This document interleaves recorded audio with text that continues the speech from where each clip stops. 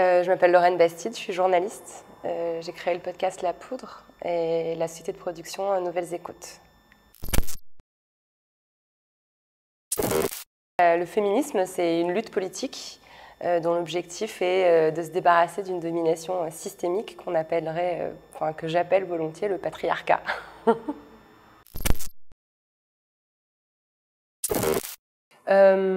Je me suis vraiment éveillée au féminisme à travers ma profession de journaliste. En fait, c'est en exerçant le métier de journaliste que j'ai compris justement ces mécanismes systémiques dont je parlais à l'instant. Je pense que je me pensais féministe, c'est-à-dire que je pensais être une femme libérée, je pensais avoir compris comment ça fonctionnait et je pensais incarner une certaine forme de féminisme parce que je manquais en fait de lecture et de compréhension de ces mécanismes. Donc voilà, j'ai travaillé pendant 10 ans au magazine Elle, qui est un magazine féminin qui prétend incarner un certain féminisme. Sauf que quand on creuse un peu, on se rend compte que c'est un féminisme qui est pensé pour une certaine catégorie de femmes, qui en l'occurrence sont des femmes blanches, hétérosexuelles, plutôt urbaines, plutôt CSP+, etc. Et que finalement, vouloir réduire la liberté d'être une femme, l'indépendance féminine à ce stéréotype de femme, c'est tout sauf féministe. C'est très, très excluant et c'est des injonctions à la minceur, à la consommation qui sont en fait tout sauf facteur de liberté pour les femmes. Donc voilà, c'est au fil de ma carrière de journaliste au magazine Elle que j'ai été interpellée plusieurs fois par des collectifs de lutte, par exemple contre la grossophobie, ou des collectifs afroféministes. Et c'est grâce à ces collectifs-là, en fait, que j'ai compris l'invisibilisation. Et je pense que dans mon approche féministe, mais dans le féminisme en général, cette notion, elle est clé. L'invisibilisation, la silenciation, pour moi, c'est vraiment les mécanismes de toutes les dominations, d'ailleurs. Qu'elles soient raciales, sociales, c'est quand on voit pas les gens, quand on les entend pas, qu'on les domine le mieux, quoi. Et voilà, et je me suis rendu compte, j'ai mis du temps, hein, c'est fou, mais je me suis rendu compte que dans le magazine pour lequel je travaillais depuis des années, on montrait pas de femmes noires, on montrait pas de femmes grosses, on montrait pas de femmes lesbiennes, de femmes handicapées, et petit à petit, ça m'a sauté aux yeux. Peut-être que ça m'a pris tout ce temps parce que moi, je semblais, en tout cas, bien correspondre au moule qui avait été pensé pour le L. Donc voilà, on est plus aveugle à cette discrimination-là quand on n'est pas concerné. Et donc, à force de m'intéresser à ces questions, ça s'est beaucoup passé sur les réseaux sociaux. À l'époque, il y avait pas mal de blogs, voilà. De fil en aiguille, je me suis mis à lire des bouquins qui parlaient de ces sujets-là. J'ai découvert l'approche féministe intersectionnelle, voilà, à travers... moi, j'ai commencé à m'intéresser au féminisme à travers l'afroféminisme. Les premières lectures théoriques que j'ai faites, c'était Angela Davis, Bell Hooks, et c'est là que j'ai commencé à être un peu en rébellion, en fait, par rapport au magazine pour lequel je travaillais à l'époque, en me disant que c'était pas possible, en fait, qu'il fallait absolument faire bouger les choses. J'ai essayé de les faire bouger un peu de l'intérieur. Je me suis très vite cassé les dents, hein, parce que c'est un gros dinosaure, et puis voilà, qui fonctionne aussi grâce à un système capitaliste hyper rodé, où c'est les marques de luxe qui payent pour que ce modèle-là soit perpétué en permanence dans les pages du magazine, donc c'est impossible d'en changer. Donc voilà, de fil en aiguille, j'ai décidé de faire mon propre média et de faire un média féministe pour de vrai. Donc c'est l'association Prenons la Une qui a été fondée en 2014, que moi j'ai rejoint, je crois, en 2016. Et une association dont l'objectif est de lutter contre cette invisibilité des femmes dans les médias et aussi dans les rédactions. Parce que grâce à Prenons la Une, j'ai aussi identifié un mécanisme qui semble aussi logique, mais il faut quand même compter et constater les faits pour vraiment l'identifier.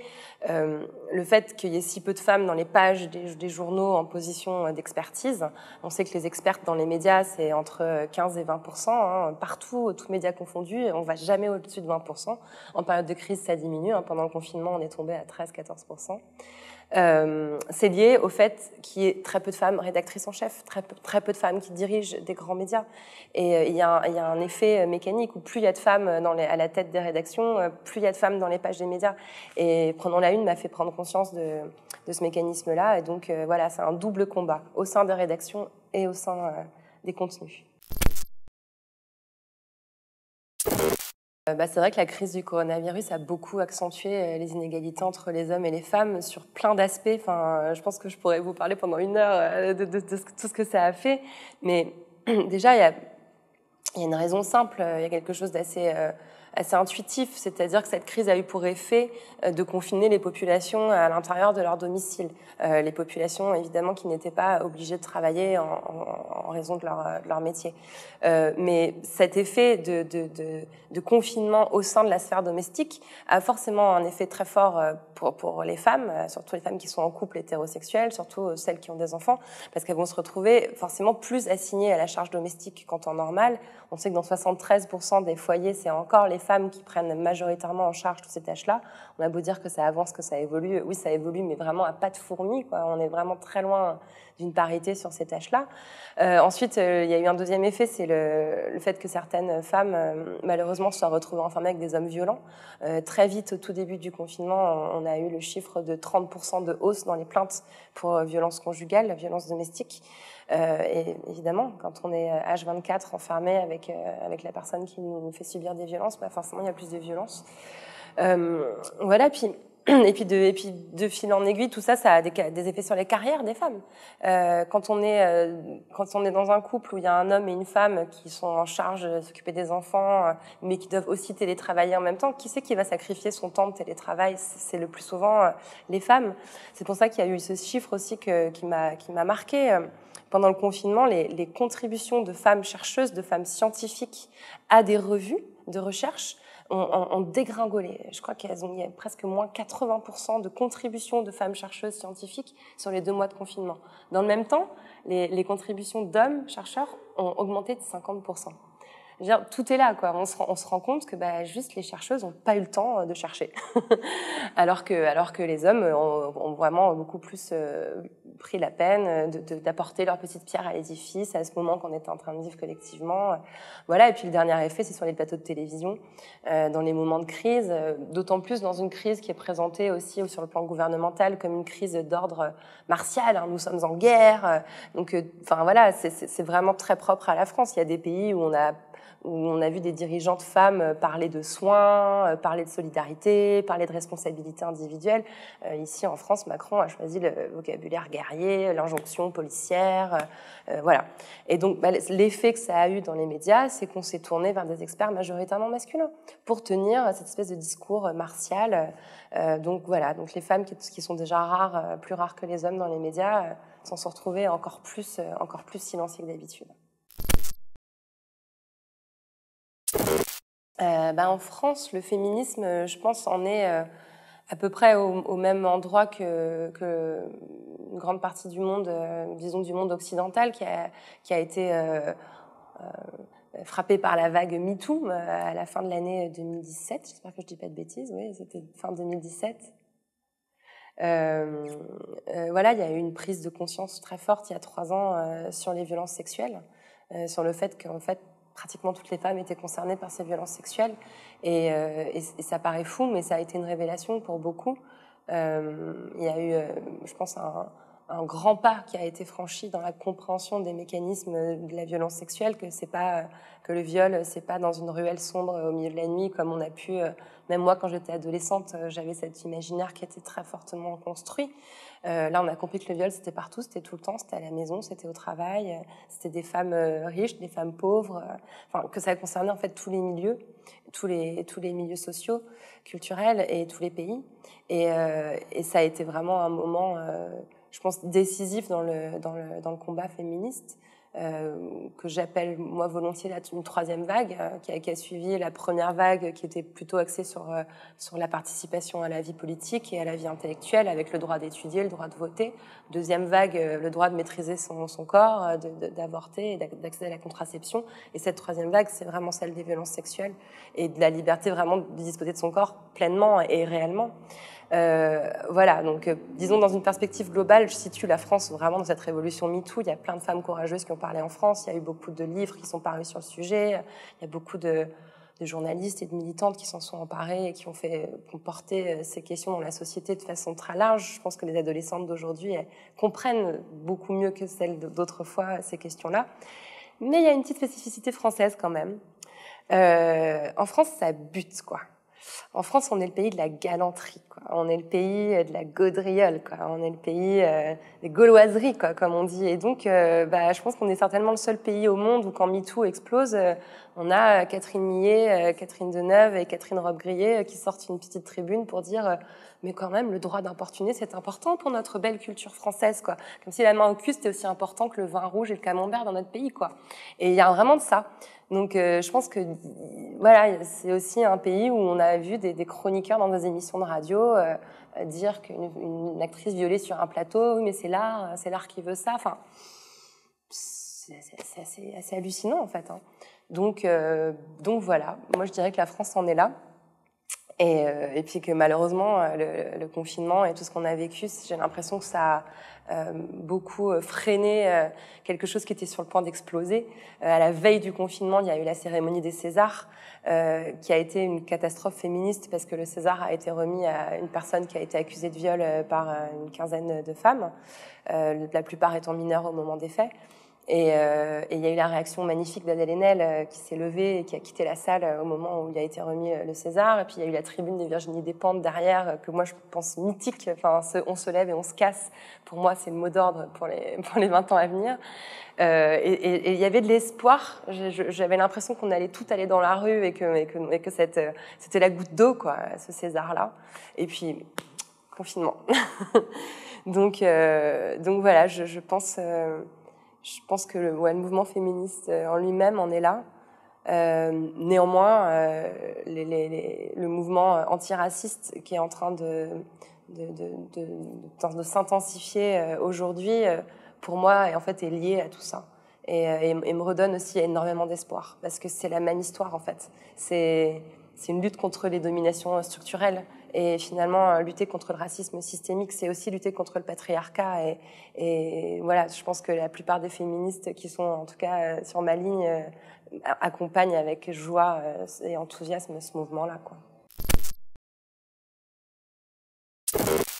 Il y a eu un biais historiquement dans le mouvement féministe qui a été d'exclure, en fait, d'abord les femmes noires aux États-Unis. D'ailleurs, il y a une très bonne série, Mrs. America, qui raconte très bien de ça là, en ce moment. En fait, en gros, si je voulais caricaturer, dans les années 70, les féministes ont dit aux femmes noires « Oui, bien sûr, on est avec vous, mais on verra après pour vous. Occupons-nous déjà de ce qui concerne voilà, la maternité, la reproduction, les tâches ménagères, ça nous concerne toutes. On va d'abord commencer par ce biais-là, et puis après, on verra vos problèmes spécifiques. » Ce qui était évidemment un piège, parce qu'en fait, le féminisme est resté très blanc, très bourgeois, et voilà, ça a donné des journaux comme le Elle, et bref, tout ce que je vous décrivais tout à l'heure. Donc oublier le vécu spécifique des femmes qui subissent à la fois le sexisme et le racisme, ça a été un biais très fort dans la seconde vague féministe. Donc voilà, et cette notion d'intersectionnalité qu'on emploie aussi parfois un peu à tort et à travers, elle a vraiment été pensée pour décrire la réalité des femmes noires aux États-Unis par Kimberly Crenshaw, qui était une juriste, une chercheuse américaine dans les années 90, qui a développé cette notion-là, parce qu'elle disait on ne peut pas résumer les agressions que subissent ces femmes noires par que le sexisme ou que le racisme. C'est une intersection. Ce sont des choses qui s'articulent, qu'on ne peut pas regarder séparément. Voilà, après, moi, cette question, elle me donne aussi envie d'aller sur un autre terrain qui est un peu plus, disons, miné, surtout en France, où il y a quand même une certaine tendance chez les observateurs français dans les médias à rejeter le sexisme et le patriarcat du côté des hommes racisés ou des hommes musulmans. Voilà, le plus grand affront aux femmes, c'est le voile en France. On parle du voile à tout bout de champ. C'est hallucinant. Les plateaux de télé sont remplis de vieux mecs blancs qui veulent à tout prix libérer les femmes musulmanes de cette affreuse oppression sexiste. Je n'ai pas, enfin voilà, j'ai pas envie de donner mon avis sur le voile parce que c'est pas ça le sujet. Par contre, ce que je trouve vraiment intéressant, c'est que ces hommes sont très empressés de vouloir libérer les femmes musulmanes de leur voile, mais beaucoup moins de vouloir libérer toutes les femmes de l'agression sexuelle, des mains au cul, les assistantes parlementaires qui sont violées par des députés au Parlement, ils en parlent jamais. Enfin, le sexisme est partout, c'est la chose la mieux partagée du monde. Et vouloir la rejeter du côté des hommes racisés ou des quartiers populaires aussi. Le harcèlement de rue, on sait très bien que c'est partout. Le harcèlement, on sait que c'est tout le temps. Et il y a une espèce de tendance à vouloir stigmatiser aussi les quartiers populaires comme étant le lieu où les femmes seraient le plus en danger, alors qu'en réalité, non, c'est pas vrai. Donc voilà, je pense que c'est par ces deux mécanismes-là qu'on arrive à opposer les luttes antiracistes et les luttes féministes en France, alors qu'en réalité, pour moi, c'est la même lutte. On lutte contre un même ennemi. Le viol et l'agression sexuelle, c'est quand même un sacré obstacle dans une vie. Voilà, c'est hallucinant en fait. Hein. Quand on regarde les chiffres, il y a 81% des femmes qui ont déjà été agressées sexuellement, 100% des femmes qui ont déjà été harcelées dans les transports publics. Le nombre de viols, on a vraiment du mal à l'estimer. On tourne entre 200 000, 300 000 viols par an, mais on sait qu'il y en a si peu qui sont finalement déclarés, que les femmes ont peur de porter plainte, parce que souvent le violeur est un patron, quelqu'un de la famille, voire un mari. Donc bref, c'est une réalité qui est encore, à mon avis, très minimisée. Et c'est des entraves énormes parce que c'est du traumatisme, c'est de la souffrance, c'est des choses qu'on porte toute une vie et évidemment ça aide pas à s'épanouir. Je pense que l'autre énorme mécanisme d'entrave pour les femmes, c'est la domination économique. Les femmes sont moins payées que les hommes. Voilà, à travail égal, à diplôme égal, on a autour de 20-25% de salaire en moins. C'est complètement délirant. Ces différences s'accentuent pour les femmes racisées, les femmes handicapées. On sait que plus on accumule de handicap, plus il y a des répercussions concrètes sur le taux de revenu et la précarisation. Les femmes sont plus précaires, elles sont plus souvent pigistes, elles sont plus souvent à mi-temps. Et sans pouvoir économique, on n'a pas le pouvoir de prendre la parole. C'est-à-dire que c'est aussi très important d'avoir une autonomie financière pour pouvoir dire moi aussi, comme les actrices d'Hollywood, pour pouvoir créer ses propres projets, pour pouvoir monter un média, pour pouvoir créer une entreprise, une association. Enfin, cette autonomie financière, elle est essentielle pour peser dans la société et avoir un rôle et être vu et entendu. Et voilà, pour moi, c'est vraiment les deux mécanismes qui font qu'on n'avance pas, quoi. On peut. Il y a des divisions au sein du mouvement féministe, c'est clair. Après, il y a des divisions au sein de tous les mouvements politiques. Dieu sait si la gauche française est divisée, la droite française est divisée, les écologistes sont divisés. Donc moi, voilà, je me méfie aussi de cette envie qu'on a souvent de caricaturer les féministes comme étant par essence des personnes qui se chamaillent entre elles, qui savent pas se mettre d'accord, parce qu'on retombe sur un stéréotype sexiste, voilà, des bagarres entre filles qui peuvent pas s'entendre, qui se font des sales coups dans les pattes. Je crois pas que le mouvement féministe soit plus divisé que n'importe quel autre mouvement de lutte politique. Après, il y a des lignes qui sont assez irréconciliables. Il y a 3 ou 4 thématiques sur lesquelles on observe vraiment des grosses fractures. Vous avez la question du voile, la question du travail du sexe. Certaines féministes sont abolitionnistes.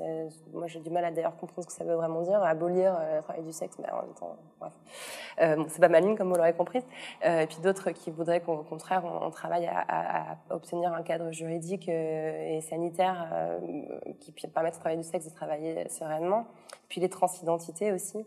Et malheureusement, ces derniers temps, je trouve que c'est vraiment la rupture qui a été qui s'est beaucoup matérialisée sur les réseaux sociaux, où des féministes estiment que les femmes trans n'ont pas leur place dans le mouvement féministe, qui partent dans des délires, je ne veux pas trop les juger, mais bon, qui ont l'air de penser que les femmes trans seraient des hommes infiltrés dans le mouvement féministe. J'ai du mal à comprendre comment on peut envisager ça.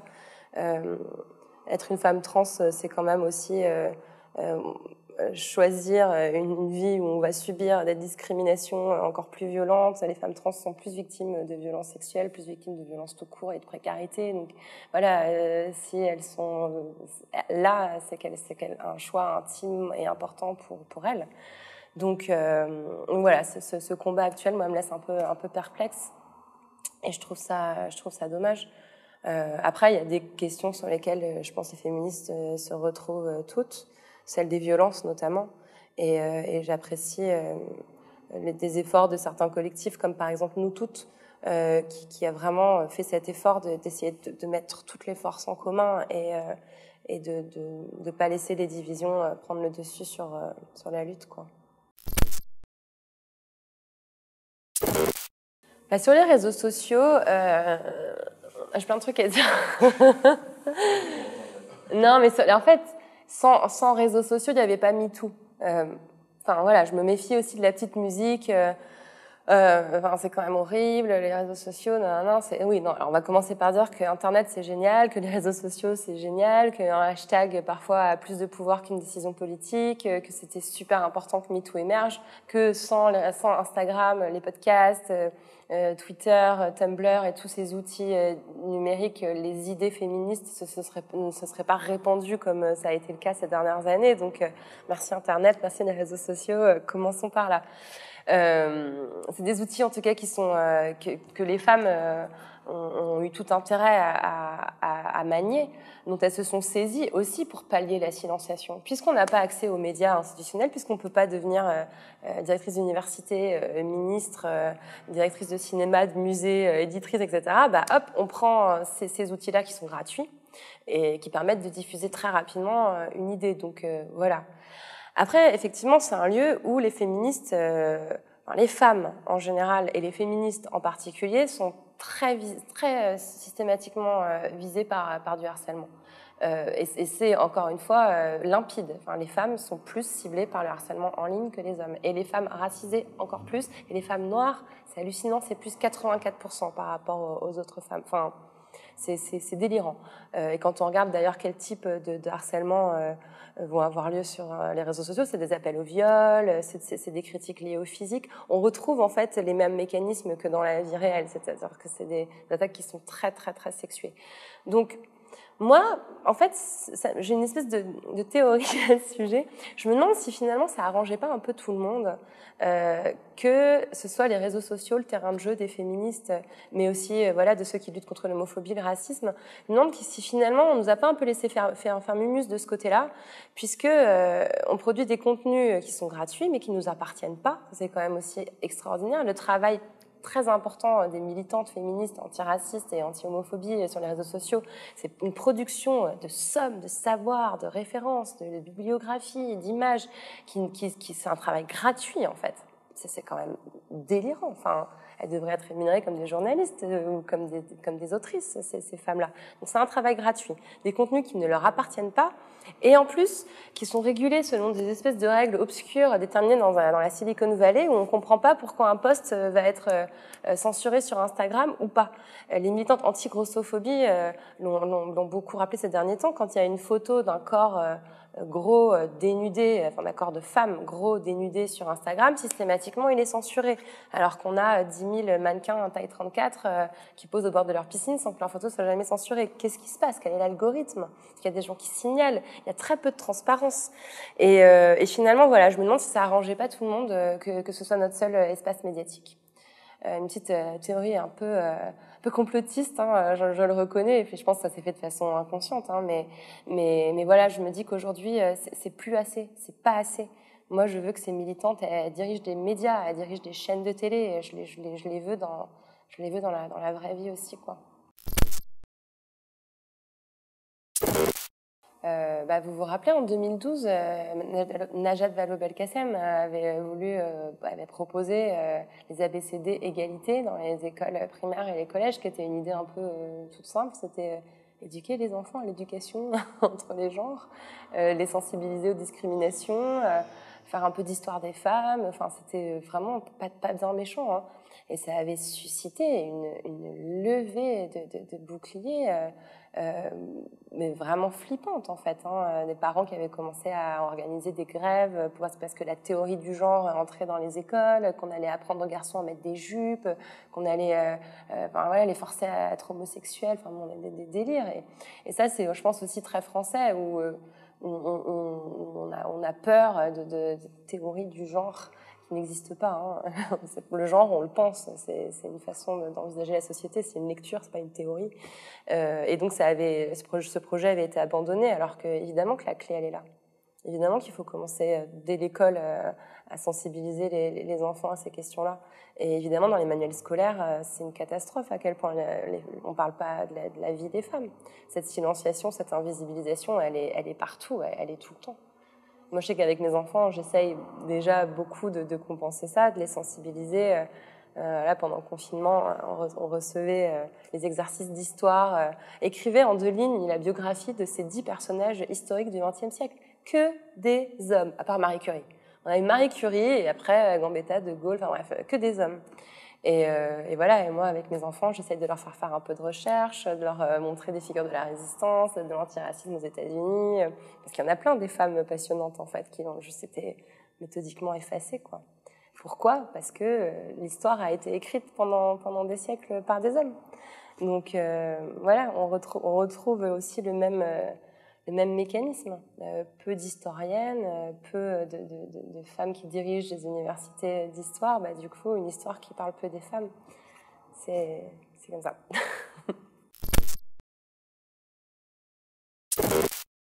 C'est une super bonne question. Pourquoi il y a si peu d'hommes qui se revendiquent féministes? Bah, déjà, je pense que peut-être qu'il y a quelques années, j'aurais répondu en disant bah, évidemment, on n'a pas besoin d'eux, quoi. Enfin, il y a aussi une première pulsion dans le mouvement féministe qui est de créer des groupes non mixtes. C'est-à-dire que voilà, se retrouver entre femmes, ça aide à libérer la parole, à comprendre les mécanismes, et c'est super important de toujours commencer par là. Voilà, une fois que ça a été fait, effectivement, on s'en sortira pas si les hommes, à un moment donné, prennent pas un peu le relais, ne serait-ce que parce qu'on va être crevé. Je veux dire, c'est épuisant de lutter contre le sexisme et on peut pas faire le boulot toute seule. Donc il faut que des hommes aident, mais malheureusement, j'ai l'impression qu'il y a encore trop répandu l'idée que le féminisme aurait pour objectif de renverser la domination et de faire que les femmes se dominent les hommes, alors que c'est pas du tout ça l'idée, en fait. L'idée, c'est d'arriver à une égalité et qu'on puisse libérer les hommes comme les femmes des injonctions sexistes, parce qu'évidemment que les hommes aussi subissent le sexisme, évidemment que les hommes aussi sont façonnés dans une certaine vision hétérosexuelle et viriliste de ce que doit être un homme, évidemment qu'ils auraient tout intérêt eux aussi à s'en libérer. Donc j'aurais du mal à expliquer pourquoi, si ce n'est par ces craintes-là. Par contre, je vois bien comment. Et je pense que ce serait intéressant, et heureusement qu'il y a d'ailleurs des féministes qui sont attaquées à ce dossier-là, des masculinités, mais les hommes pourraient commencer par s'interroger aussi sur leur propre domination et les propres, les propres mécanismes enfermants dans lesquels ils se trouvent pris aussi par cette construction patriarcale, hétérosexuelle de la société. J'ai l'impression qu'il y a une jeune génération de députés de gauche qui ont vraiment chevillé au corps ces questions et en qui j'ai confiance pour les porter à l'Assemblée. Il y a eu l'organisation d'un meeting féministe en ligne pendant le confinement qui s'appelait Corona Viril, à l'initiative de plusieurs députés issus d'Europe Écologie Les Verts, France Insoumise, Parti communiste, qui ont vraiment oublié les divisions partisanes pour s'allier pour ce questionnement-là, et j'ai trouvé ça très encourageant, ça m'a vraiment plu. Voilà, mais elles sont bien peu, elles sont bien seules. Ces questions, elles sont bien mises de côté politiquement. Quand on voit combien d'années il a fallu, et encore, on n'est pas encore au bout de l'histoire, pour que les lesbiennes obtiennent le droit à la PMA. Je veux dire, c'est 10 ans de promesses électorales, on repousse perpétuellement l'échéance. C'est un débat qui est considéré comme pas prioritaire, pas important, alors que pourtant, c'est la vie quotidienne de milliers de femmes qui est en jeu. Et ces questions-là, non, elles passent toujours à la trappe. C'est les questions les moins importantes. D'ailleurs, c'est le budget le moins important du gouvernement, les droits des femmes. Tout est dit, quoi. En ce moment, je suis pas du tout optimiste, non. Non, j'arrive pas du tout à être optimiste. J'ai vraiment... j'ai lu récemment dans le détail, parce que je connaissais un peu son travail, mais je ne m'étais jamais vraiment attaquée au bouquin qui est très épais, qui est une enquête très développée, Backlash de Suzanne Faludi, qui est un livre qui est sorti en 1991, où voilà, elle s'intéresse au retour de bâton en fait contre les femmes et contre les féministes qui a eu lieu après la seconde vague des années 70. Et j'avais l'impression d'être dans notre époque, c'est-à-dire que je crois que là, le retour de bâton, on va bien le voir arriver. Et cette restriction des libertés, de manifester, de s'exprimer, même les violences policières, pour moi, c'est vraiment le signal, en fait, que toutes les luttes sociales on ne va pas les laisser... voilà, quoi. J'ai l'impression que ça va être de plus en plus difficile de porter ces idéas dans la société, qu'on va se heurter à des murs de plus en plus hauts. Et je suis malheureusement pas très confiante dans l'avenir.